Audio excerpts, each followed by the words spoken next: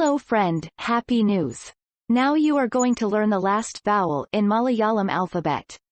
As mentioned in the introduction, this is the 13th Swaraksharam, that means 13th and the last vowel in Malayalam alphabet. How does the letter sound? Let's check.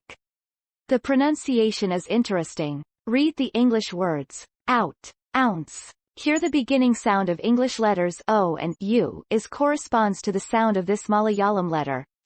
That is ow. Now you know how to pronounce this Malayalam letter clearly. Yes, it is ow. Exactly, brilliant. You learned to read the letter ow. Wow, amazing. You did it. You successfully completed the first section. Hearty congratulations to you. Yes, it's a great achievement and big news.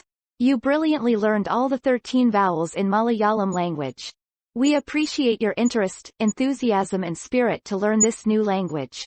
Yes, you can successfully learn this Malayalam language in days. See you in the next class.